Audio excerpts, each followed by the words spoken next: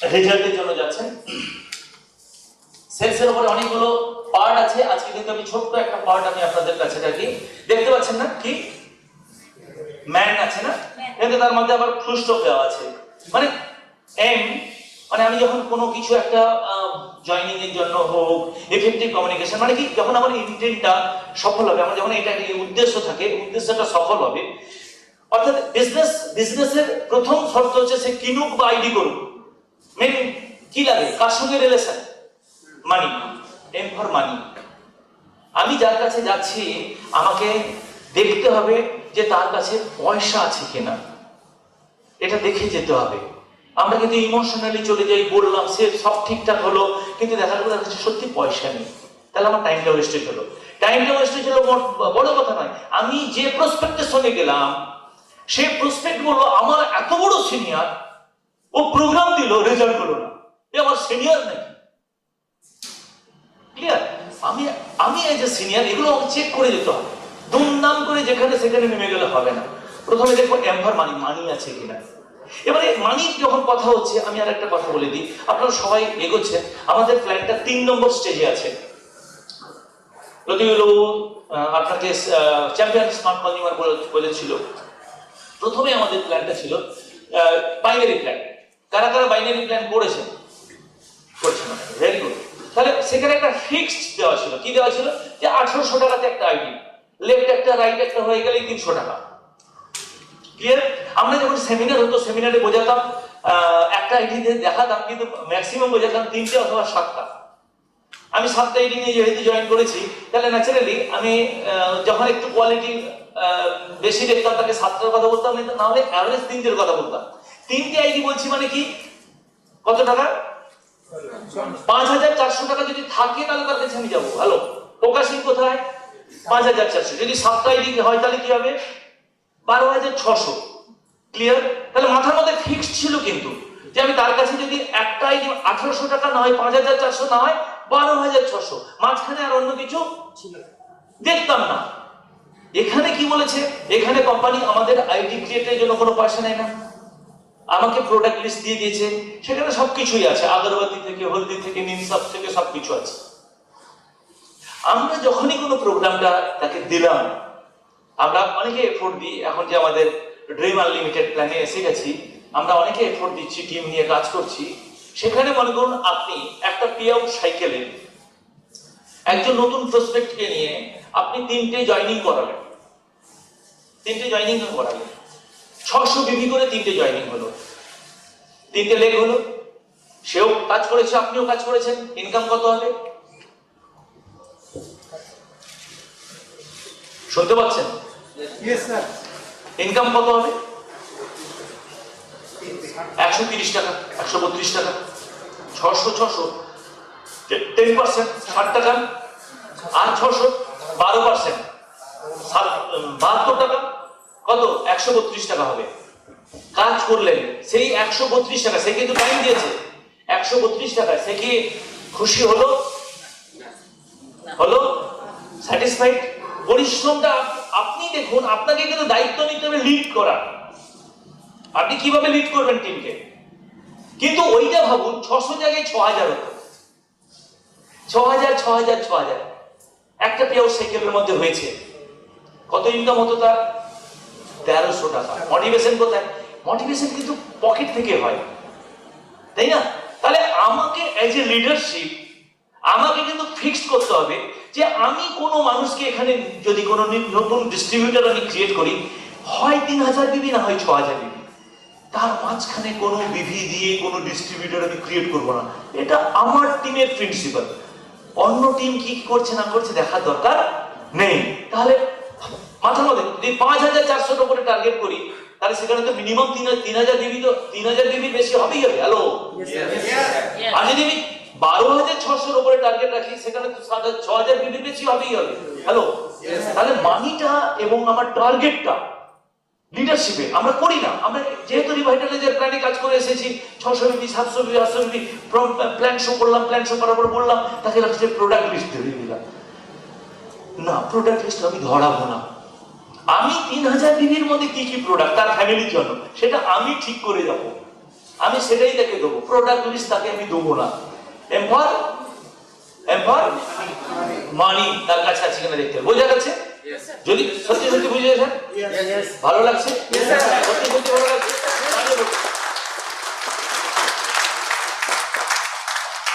M for money important, মাথার মধ্যে set করে নিতে হবে।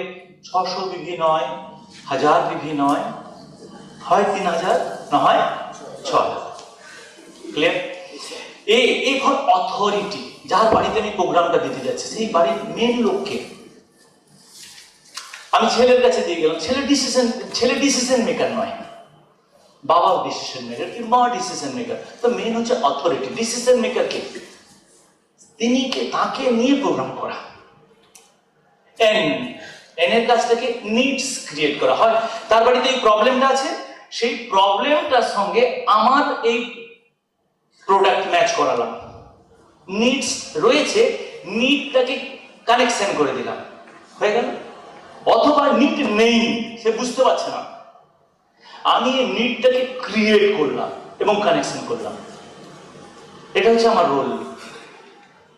দুটো জিনিস আমাকে আগে থেকে জাজ করতে হবে, মানি আছে কিনা এবং সেটা আমাকে দেখে দিতে পারে কিনা, বা আমি তার নিডসটা ক্রিয়েট করলে দিতে পারে কিনা। তার রোলটা কি থাকবে? নিডস হয়তো রয়েছে, তাকে দেখিয়ে দেওয়া, যদি না থাকে নিডসটাকে ক্রিয়েট করে তার সঙ্গে এনগেজ করা। এটাই হচ্ছে কাজ আপনার, বড় কিছু কাজ না। ক্লিয়ার? এরপরে চলে আসি কি কাজ আমরা জেনে নিলাম। তার জন্য কি লাগে? এই জন্য বলছিলাম প্রপার প্রসপেক্টিংটা লাগে, যে আমি যার কাছে যাচ্ছি তার পরিবারের কে আছে, কিভাবে কি কোন প্রোডাক্টটা তার দিলে ভালো হবে, এইটার উপরে প্রিজাজ করা, প্রসপেক্টিং করা, সাসপেক্টিং করা এটা বড় রোল। তারপরে কি আছে? এবারে স্টার্ট করব কিভাবে? স্টার্টিংটা অল টাইম হবে পজিটিভ ফ্রেমিং ডিসকাশন। ডিসকাশনটা করবো তাকে পজিটিভ ওয়ে দিয়ে আমি ডিসকাশন করব। অনেকে যখনই মাই রিচার্জ থেকে শুনবেন তারা হয়তো বলবে, যারা মাই রিচার্জ অনেক পুরনো কোম্পানি। আমার আশেপাশের ওই ভদ্রলোক তিনি কিন্তু করতেন, তিনি তাকে আজকাল দেখি না, বেশ 2 বছর দৌড়েছিল, তাকে দেখছি না। জিজ্ঞেস করতে পারি? হ্যালো, আমাকে জিজ্ঞেস করবেন। তো সেই সমস্ত প্রশ্ন, বা আপনাদের প্রোডাক্টের দাম বেশি, বা এই ধরনের সিস্টেমে ম্যাক্সিমাম মানুষ ফেলিওর হয়, আমার সময় নেই, আমি পড়াশোনা খুব একটা জানি না, আমার বয়স হয়ে গেছে, আমার বয়স কম, এটা ন্যাচারাল প্রশ্ন, সবাই মোটামুটি করে, ঠিক কিনা? তিনি এই ধরনের প্রশ্ন আমার আলোচনার মধ্যে তিনি নিয়ে আসতেন, এটা স্বাভাবিক। তাহলে তিনি কি ধরনের প্রশ্ন নিয়ে আসবেন? একজন কাস্টমারের যে অ্যাটিটিউড থাকে, না করার অ্যাটিটিউড থাকে, না বোধক প্রশ্ন আমার সামনে উনি করবেন, এটা আমি ধরে নিয়েই যাব। একজন ক্রিকেটার যখন ব্যাটসম্যান সে ক্রিজে থাকে, উল্টো দিকে যে বোলার সে কিন্তু বলটা তাকে 6 হাঁকানোর জন্য দেয় না, সে তাকে বোল্ড করার জন্যই দেয়। কিন্তু একজন ব্যাটসম্যান সব সময় দেখে যে এই বলটাকে আমি যেটা শেপ করার হয় শেপ করব, যেটা 1 নেওয়ার হয় সেটা 1 নেব, যেটা 4 করার হয় 4 করব, যেটা তুলে মারার হয় সেটা তুলে মারব। ক্লিয়ার? আপনাকে কিন্তু অবজার্ভ করতে হবে, অবজার্ভ করে আপনাকে কথা বলতে হবে। আমাদের যে রেগুলার হ্যাবিট ওটাকে কমাতে হবে। রেগুলার হ্যাবিট কি? রেগুলার হ্যাবিট হচ্ছে কথা বলা। ভগবান মুখ কটা দিয়েছে? কান কটা দিয়েছে? চোখ কটা দিয়েছে? ব্রেনের লেফট লোব রাইট লোব দুটো পোর্শন দিয়েছে, তাই তো? তাহলে কেন দিল? এটা বলছে যে আপনি শুনুন ভালো করে, বুঝুন ভালো করে, দেখুন ভালো করে, অনুভব করুন ভালোভাবে, তারপরে আপনি কথা বলুন। এটাই ঘটনা। সব কথা যে অ্যান্সার দিতে হবে না। আমার মাই রিচার্জকে তুমি ছোট করবে, তুমি না করবে, আমি এসেছি যখন হেস্ত ঠিক করেই যাব, মুখ দেখা দেখি বন্ধ করে যাব। আমি কি বলেছিলাম? ওপেনিং করে যাব, সে না নিলেও যেন আমি ওপেনিং করতে পারি। কখনো দেখা হলে যেন যে বলে যে না, আমি তার সঙ্গে হয়তো না এমন কিছু হয়ে গেল, আমি কিভাবে ক্লোজিং করতে পারি, দাদা আমি আপনার সম্বন্ধে যে ইনফরমেশন নিয়ে আসছি, আপনি খুব ভালো মানুষ, আজকে হয়তো কোনো একটা প্রবলেমের মধ্যে আছেন, আজকে হয়তো আমার সঙ্গে আপনার টাইমিং ঠিক ম্যাচিং হচ্ছে না, কিন্তু আমার বিশ্বাস আমরা হয়তো আবার সেকেন্ড টাইম মিট করবো, আজকে হয়তো আমি ক্লিয়ার করতে পারলাম না, ঠিক আছে আপনি যেটা আজকে বলছেন ঠিক আছে, কোনো অসুবিধা নেই, নিশ্চয়ই আমি নেক্সট টাইম আপনার সঙ্গে। এই যে ওপেনিং করে আসা, কোনো সময় আমি এমন কিছু কথা বলবো না যেখানে ক্লোজিং করে দিয়ে চলে আসবো, এটা না, সে ইয়েস করুক নো করুক, ওপেনিং রেখে যাবো, অপশন করে তো সবসময় ওপেনিং রাখতে হবে আমাকে, যেটা বলছিলাম পজিটিভ ওয়ে ডিসকাশন আমাকে করতে হবে, তার মধ্যে ছোট ছোট কিছু পার্ট আছে, আমি চলে আসছি সেদিকে। কিরকম? Tonality most important. এটা সাধারণত আমি একটা স্পিকার ট্রেনিং প্রোগ্রাম করি রেসিডেন্সিয়াল, সেগুলোতে শেখানো হয়। টোনালিটিটার মানে কি একটু বুঝে নিতে হবে। মনে করুন একজন মানুষ একটা রিদিমে কথা বলে যাচ্ছে, স্যার আপনি যে জানেন এরকম এরকমের ঘটনা, আমাদের কোম্পানি এরকম দারুণ কোম্পানি, অশোক ফুলারি, আমাদের জয়পুরের কোম্পানি 11 বছর হয়ে গেল, আমাদের টপ আর্নার রতন বাড়িয়া, তিনি প্রতি মাসে 30 লাখ টাকা ইনকাম করে, আমাদের যে মাঙ্গল আপনি জানছেন ডায়াবেটিক ভালো হয়ে যায়, আপনার মোটাপা কমিয়ে দেয়, আপনার সমস্ত রকম প্রবলেম হয়ে যায়, ফ্রি রেডিক্যাল গুলো সবকিছু কমপ্লিট। তাহলে আমি যে কথাটা বলছি এটা আমি কিন্তু একটা রিদিমে কথা বলছি এবং ওটা মুখস্থ করা কথা বলছি, তার মধ্যে কোনো হৃদয় নেই, তার মধ্যে কিন্তু অভিজ্ঞতা নেই, তার মধ্যে কোনো ফিলিংস নেই।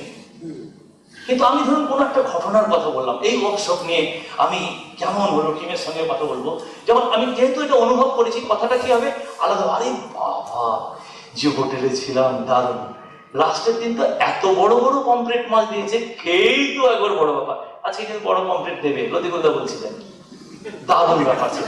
হ্যাঁ, সকালবেলা সেই আমরা সি বিচে গেছিলাম, সেখানে ডাব খেলাম, আর প্রচুর লোক। কথাটা কিন্তু একটা রিদিমে হচ্ছে না, অনুভূতি দিচ্ছি, ফ্রিকোয়েন্সির সঙ্গে হচ্ছে, এটাকে বলে টোনালিটি। অনুভূতি যখন দেবো সেটা কিন্তু স্টেট ওয়েতে থাকবে না। দেখবেন অনেক ছেলে যারা প্রথম প্রথম কবিতা বলে, নমস্কার কুমোর পাড়ার গরুর গাড়ি বোঝাই করার করছে, উঠলো বললো চলে গেল, বুঝে যেতে হবে ও কিন্তু মুখস্থ করে বলছে, অনুভূতি দেয়নি। আবার যখন ভালো একজন আর্টিস্ট ওইটা করে, কুমোর পাড়ার গরুর গাড়ি, মানে এমন ভাবে বলছে যেন মনের মধ্যে ছবি এঁকে দিচ্ছে, আপনার কথাটা যেন তার মাথার মধ্যে ক্লিয়ার। তারপরে কি যেটা বলছিলাম, পশ্চার বডি ল্যাঙ্গুয়েজটা ঠিক রাখা, জেস্চার, কথার সঙ্গে সঙ্গে আপনার যে মুভমেন্ট, সুন্দর করে মুভমেন্ট, স্মাইল, কিছু কথা একটু বললেন, স্মাইল দিলেন, ওয়েট করলেন তার কথা শোনার, জেস্চার। তারপরে কি প্রনাউন্সিয়েশন, আমরা যে কথাগুলো বলবো যেন স্পষ্ট উচ্চারণ হয়। আমরা এই লাইনে থেকে আমরা অনেক পরিবার থেকে উঠেছি যারা হয়তো ভালো পড়াশোনা করতে পারিনি, ইংরেজি শব্দ আমাদের জীবনে খুব গভীরভাবে মিশে গেছে, আমরাও শুনে শুনে তার হয়তো মানেটা জানি না, প্রকৃত মানে জানি না, কিন্তু সবাই বলে সেটা আমরা হয়তো বলি। অনেক ক্ষেত্রে হয়তো আমি সেই ইংরেজি শব্দটাই হয়তো বললাম, কিন্তু তার বাণীটা জানি না। যে লোকটার কাছে বললাম সে কিন্তু বুঝে যাবে, খটাস করে লাগবে। আমি যার মানে জানি না সেই ইংলিশ শব্দটাই ব্যবহার করবো না, তার বাংলাটাই ব্যবহার করবো। উচ্চারণটা যেন স্পষ্ট হয়, প্রমিনেন্ট হয়, প্রয়োজনে ধীরে ধীরে হয়, ধীরে ধীরে বলবো। এটা একটা বড় পার্ট প্রোনাউন্সিয়েশন। ভুল উচ্চারণ, ভুল ইংরেজি শব্দ ব্যবহার করা বলার দরকার নেই, অনেকে করে, এটা একটা ইম্পর্টেন্ট পার্ট রয়েছে। আর কি চলে আসি, যেটা বলছিলাম যে কথার মধ্যে কথাটা যেন তার মনের মধ্যে একটা ছবি এঁকে দেওয়া, খুব সুন্দর। আপনি যদি কখনো আপনার ফ্ল্যাট দেখতে যান, ফ্ল্যাট মানে একটা কনস্ট্রাকশন হবে, প্রমোটার ফাঁকা জমি বা একটা পুরনো বাড়ি রয়েছে বা জমিটাকে বিল্ডিংটাকে ডেমোলিশ করে দিয়েছে, সেই জায়গায় ফ্ল্যাট হবে। আপনাকে হয়তো 5 তলার ফ্ল্যাটটা বিক্রি করবে, সে কিন্তু বলবে যে দাদা দেখুন এটা কিন্তু আপনার ড্রয়িং রুম, এই বাঁয়ে ঘুরলে বেডরুম, এ পাশে আর একটা বেডরুম, এটা কিন্তু দাদা কিচেন, এটা কিন্তু দাদা রান্নাঘর। এইটা দেখছেন সাউথ ফেসিং, এখান থেকে ফুরফুরে দক্ষিণে হাওয়া আসবে। এই যে দেখছেন দাদা, এই যে সাইডটা কোনোদিন ব্লক হবে না, আপনার বাড়ির সামনেটা পুরোপুরি একবার খোলা থাকবে। ছবি এঁকে দেন, বাড়ি নেই সেক্ষেত্রে আপনাকে ছবি এঁকে দিল, হয় কিনা? আপনাকে আপনি কোনো একটা ল্যান্ড কিনতে যাচ্ছেন ইনভেস্টমেন্ট পারপাসে, মেন রাস্তা থেকে অনেক ভেতরে হয়তো সেই ল্যান্ডটা, সে আপনাকে কিভাবে মাইন্ড সেট আপ করে করে নিয়ে যাবে? মেন রাস্তা দাদা, এটা দেখছেন এই রাস্তাটায়, এই যে দেখছেন সমস্ত বাসগুলো চলে, এই যে রাস্তাটা চলে গেছে দেখুন দাদা, কিছু চলে দেখুন দাদা, এখানে কিন্তু বাড়ি হয়ে গেছে, সেখান থেকে হয়তো 5 মিনিট দূরে একটা বাড়ি হয়ে গেছে, ঠিক তো? আপনাকে কিন্তু হয়তো সেই তার থেকে আরো 5 মিনিট দূরে জায়গা বিক্রি করবে, আপনাকে বোঝাতে যাবে। তার স্টার্টিংটা ছবিটা আঁকলো কোথা থেকে? দাদা এই যে সামনে যে রাস্তাটা, আজ থেকে 5 বছর আগে 1 লাখ টাকা করে কাটা ছিল, জঙ্গল ছিল, কেউ নেয়নি। এখন কিন্তু দাদা এটা 20 লাখ টাকা কাটা। এই যে দাদা দেখুন, এই যে জায়গাটা তখন কিন্তু 5,000 টাকা কাটা, কেউ নেয়নি, কিন্তু এখন এটা কিন্তু চলছে 2 লাখ টাকা। আপনি ভাবুন দাদা, না আরে আমার জায়গায় ঠিক জায়গা আছে, নিয়ে যাবো, আপনি খালি অনুভব করুন কিভাবে ডেভেলপ হচ্ছে। বোঝা গেল? সেখান থেকে 5 মিনিট দূরে নিয়ে গিয়ে দেখো, এই যে দেখছেন এইখানে, এরপরেও কিন্তু ওই যে দূরে একটা রাস্তা, ওই পাশ দিয়ে একটা রাস্তা হবে, হয়নি, ঠিক না? কি হচ্ছে? Hope and drawing. আপনার কথার মধ্যেও সেরকম যেন থাকে, দুজনে মিলে কাজ করবো। এত বন্ধু বান্ধবের মধ্যে আমি তোকে কেন আনলাম? তুই আমার ছোটবেলাকার বন্ধু, তুইও যন্ত্রণার সঙ্গে লড়েছিস, আমিও যন্ত্রণার সঙ্গে লড়েছি। এই কোম্পানিটার আমি ডায়ে বাঁয়ে আট ঘাট সব দেখে নিয়েছি। পিওর প্রোডাক্ট দারুণ, ট্রেনিং সিস্টেম দারুণ, ম্যানেজমেন্ট দারুণ, টপ লিডারশিপ দারুণ। আমি স্বার্থপর নই রে, দুজনে মিলে চেঞ্জ করবো। আমার কমিটমেন্ট জীবনের শেষ বিন্দু অব্দি এই কোম্পানিতে আছে। তোকে কিচ্ছু করতে হবে, তুই আমার সঙ্গে খালি থাক। আমারও 4 হুইলার হবে, তোরও 4 হুইলার হবে, দুজনে মিলে 5 স্টারে যাবো। এগুলো কি বলছি? তার মনের মধ্যে আমি যে অনুভব করেছি, আমি যে ফেথ করেছি, আমি যে বিশ্বাস করছি, সেই বিশ্বাসটা তার মনের মধ্যে গিয়ে গিয়ে গভীরে গিয়ে গিয়ে একবারে ঠুকরি দিয়ে দিয়ে দিয়ে দিয়ে দিয়ে দিয়ে এঁকে দিচ্ছি। এমন ভাবে এঁকে দেবো সে যেন সারা রাত ঘুমোতে না পারে। আমি দিব্যি প্ল্যান সব করে এসে বাড়িতে ঘুমাচ্ছি, আর সে খালি এসপাস হচ্ছে।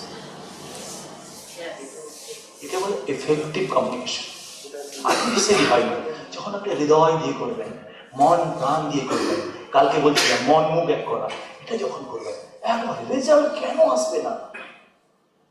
একবার বোঝা যাচ্ছে নাকি? ঠিক আছে, ড্রয়িং। তারপরে আপনি তার সঙ্গে যখন পজিটিভ অ্যাঙ্গেলে কথা বলবেন, কিরকম? মনে করুন আপনার সামনে একজন স্টুডেন্ট যদি হয়, স্টুডেন্টের যে চিন্তা ভাবনা, মনোভাব, সেই লেভেলে আপনাকে এসে কথা বলতে হবে। আপনি মনে করুন একটা ছোট্ট একজন লোকের বাড়িতে গেছেন, একটা ছোট বাচ্চা 5 বছর, বাড়িতে কেউ নতুন লোক এসে গেলে ছোট বাচ্চারা বেশি উঁকি করে, আসবে, দেখবে, খেলবে, হয়তো টুকি করে চলে যাবে। এসো এসো এসো, তোমার নাম কি? আচ্ছা, তুমি কোন ক্লাসে পড়ো? নিশ্চয়ই তোমার পড়তে ভালো লাগে না। ছোটবেলায় আমারও ভালো লাগতো না। তখন ভাবলো যে আরে বাবা, একসঙ্গে ম্যাচিং হয়ে গেছে, বন্ধু আমরা, হ্যাঁ না? তাহলে ওকে যদি বন্ধু করতে হয়, তাহলে ও আমি কোন লেভেলে, আমি কি জানি, এগুলো সব মাথা থেকে উড়ে দিতে হবে। আমার সামনে যিনি বসে আছেন ঠিক সেম ফ্রিকোয়েন্সি লেভেলে, সেম মনোভাব লেভেলে আমাকে নামিয়ে নিয়ে আসতে হবে। তার ফ্রিকোয়েন্সি আমার ফ্রিকোয়েন্সি একসাথে দিলাম, রেডিও একসঙ্গে বাজবে, কোনো কিছু প্রবলেমই হবে না। আমি একজন স্টুডেন্টের সঙ্গে কথা বলছি, তাহলে স্টুডেন্টের মতো হয়ে গেল, ভাই নাইস, তুমি পড়াশোনা করছো, দেখো পড়াশোনা করো। জীবনে পড়াশোনা এমন একটা জিনিস কেউ কেড়ে নিতে পারে না। ধন সম্পত্তি কেউ কেড়ে নিতে পারে, কিন্তু পড়াশোনা কেউ করতে পারে না। তুমি খুব ভালো করছো। তোমার কি কি করার ইচ্ছা আছে? তুমি এখন কি করছো? আমি গ্রাজুয়েশন করছি। খুব ভালো, খুব ভালো। এরপরে কি করবে? বলে এরপরে আমি বিএড করব। খুব ভালো, খুব ভালো। বিএড এর পরে কি করবে? বিএড এর পরে মাস্টার যদি পাই মাস্টার করবো। আরো ভালো, করো করো। তারপরে কি করবে? না তারপরে একটা চাকরি বাকরি। খুব ভালো কথা, কিন্তু চাকরি বাকরি তো আমাদের হাতে নেই। তুমি হয়তো চেষ্টা করলে, হলো না, তখন তুমি কি করবে? তখন নিশ্চয়ই তুমি অন্য কিছু একটা কথা ভাববে। এতদূর পড়াশোনা করলে, তুমি অনার্স করেছো, তুমি বিএড করলে, তুমি মাস্টার করলে, নিশ্চয়ই তুমি এই টিচিং লাইনে থাকবে। তুমি নিশ্চয়ই নিজস্ব একটা কোচিং সেন্টার শুরু করার চেষ্টা করবে। হ্যাঁ হ্যাঁ, সে ভাবছিল না, তার নিজটাকে আমি ঢুকিয়ে দিলাম। বলে হ্যাঁ, আচ্ছা দেখো, তুমি নিশ্চয়ই শুরুতেই কোচিং সেন্টারটা জমাতে পারবে না।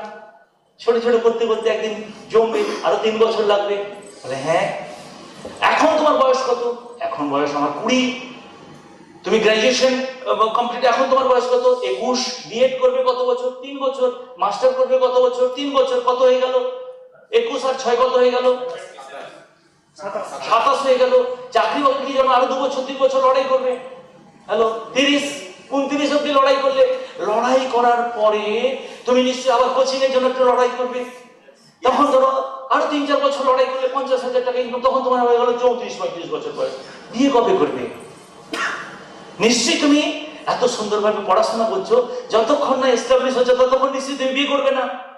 হ্যাঁ হ্যাঁ হ্যাঁ, 35 বছর বয়সে তুমি যদি বিয়ে করতে যাও, তোমার সন্তান কবে জন্মাবে, তাকে লালন পালন করবে কবে? 35 বছর বয়সে বিয়ে করতে গেলে মেয়ে তো তুমি পাবে না। মেয়েরা তো 20, 21, 22-22-এর মধ্যে বিয়ে হয়ে যায়। হয়তো কোনো ব্রেকআপ যারা, তাদের সঙ্গে হয়তো বিয়ে করতে হবে। ঠিক না? একবারে সে যে জায়গায় দাঁড়িয়ে আছে সেইভাবে তাকে ধীরে ধীরে ধীরে ধীরে কথায় বলতে বলতে লাস্ট জায়গায় নিয়ে যেতে হবে, যেখানে তার কোনো অ্যান্সার নেই। ঠিক? যখন অ্যান্সার না থাকে তখন কি করে? তখন সে কি বলবে? তখন সে সারেন্ডার করবে। তখন আপনি স্টার্ট করুন।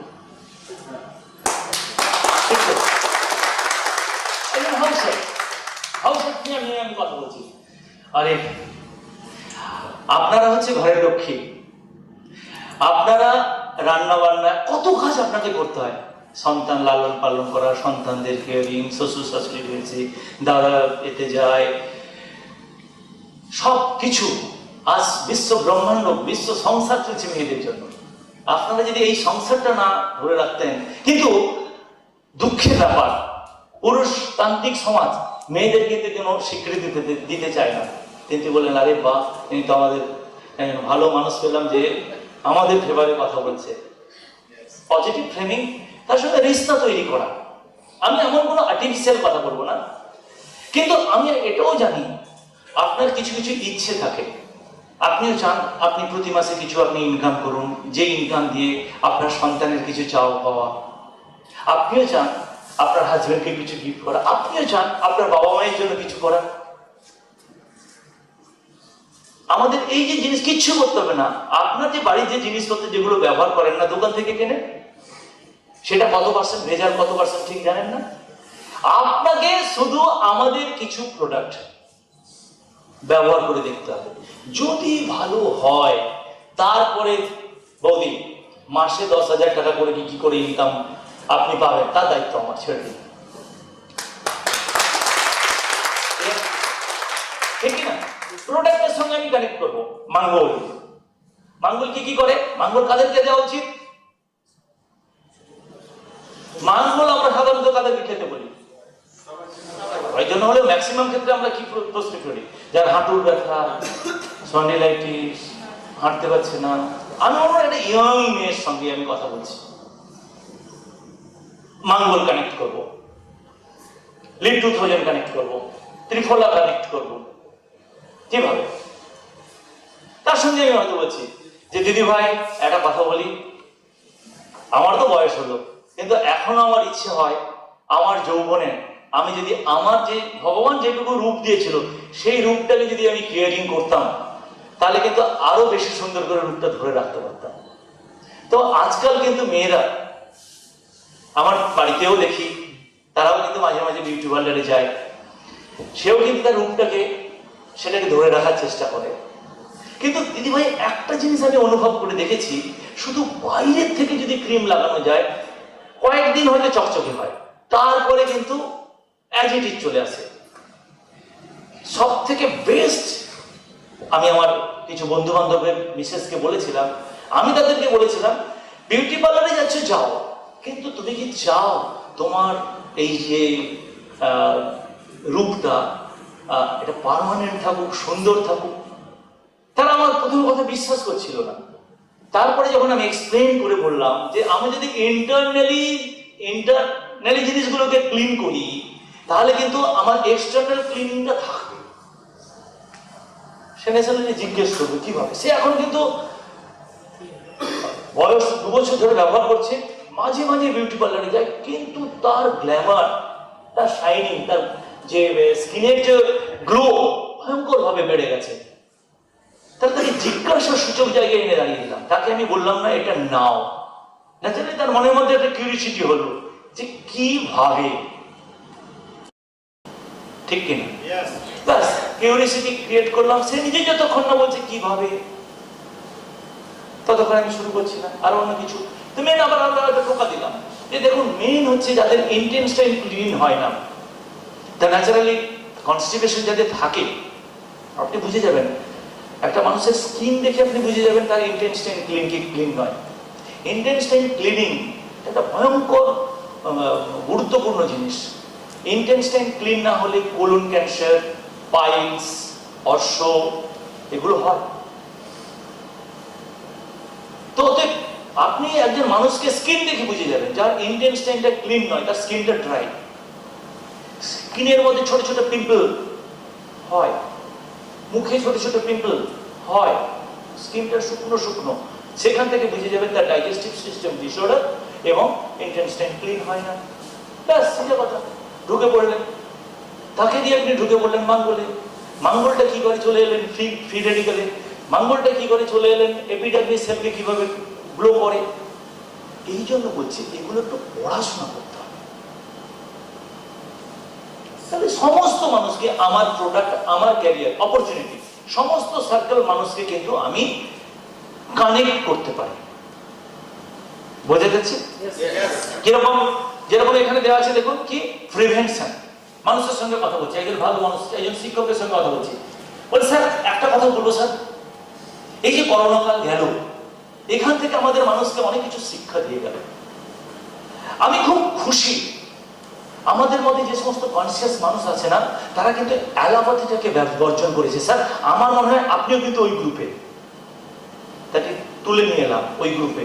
সে কি বললেন? স্যার তাদের মধ্যে আমি অবজার্ভ করে দেখেছি, তারা কিন্তু অসুস্থ হয়ে হসপিটালে যাবে এটা ভাবে না, তারা কিন্তু কিছু প্রিকশন নেয় যেখানে তাকে হসপিটালে যেতে হবে না। নিশ্চয়ই আপনি এটা ভাবেন। হ্যালো, সে কি বলবেন না? আমি অবজার্ভ করি রতন টাটাকে। রতন টাটা তার দৈনন্দিন জীবনে এমন কিছু প্রক্রিয়া, এমন কিছু খাওয়া দাওয়ার, এমন কিছু নিয়ম নিষ্ঠা পালন করে যাতে সে সুস্থ থাকে। তো আপনি কিন্তু ওই গ্রুপের, আপনি কিন্তু ওই রকম কনসিয়াস মানুষ। আপনি চান আপনার পরিবারকে যাতে হসপিটালে না যেতে হয়, ডাক্তারের মুখোমুখি না হতে হয়। আর এটাও আপনি নিশ্চয়ই জানেন, তারা কিন্তু বিশ্বাস করে কিসের উপরে? তারা কিন্তু বিশ্বাস করে, তারা কিন্তু আয়ুর্বেদ নিয়ে চর্চা করে, এবং তারা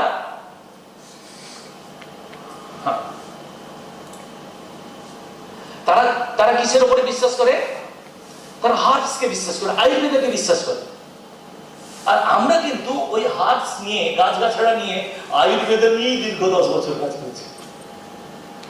আমি চাই, আমি এসেছি এই কারণে, আমরা কিন্তু সমাজের সব মানুষের কাছে যাচ্ছি না, কিছু কনসিয়াস মানুষের কাছে যাচ্ছি।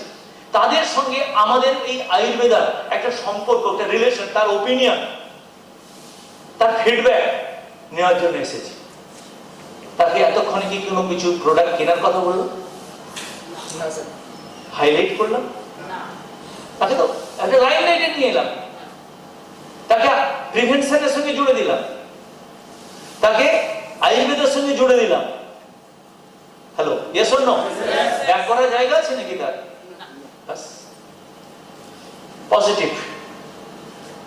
তো এই চলো, তারপরে একটা চলে আসি ফিউচার, আগামী দিনের ভবিষ্যৎটা কোন জায়গায় দাঁড়িয়ে আছে একটু চর্চা করলেন। আয়ুর্বেদের গ্রোথটা কি হচ্ছে, ফার্স্ট ওয়ার্ল্ড কান্ট্রিগুলো কিভাবে চলছে, ফার্স্ট ওয়ার্ল্ড কান্ট্রিগুলো যারা মেডিসিন, ভারতবর্ষে এমন প্রচুর অ্যালোপ্যাথি মেডিসিন বিক্রি হয় যেগুলো ফার্স্ট ওয়ার্ল্ড কান্ট্রি ব্যান করে দিয়েছে। ফিউচারটা ওই অ্যালোপ্যাথি ওষুধবিহীন জীবন। আপনি নিশ্চয়ই ওই পথে এগোচ্ছেন, আমরা ওটা নিয়েই কাজ করছি। আমরা এই মুহূর্তে কিছু কনসিয়াস ভালো লোক যারা সমাজকে লিড করে সেই সমস্ত মানুষের সান্নিধ্য চাইছি, এই কারণেই আপনার কাছে এসেছি ওই বিষয়টা নিয়ে ডিসকাশন।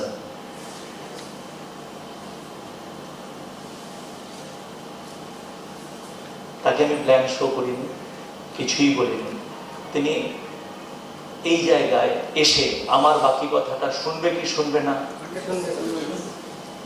ঠিক তো? সিম্পল, আর কিছুই নেই।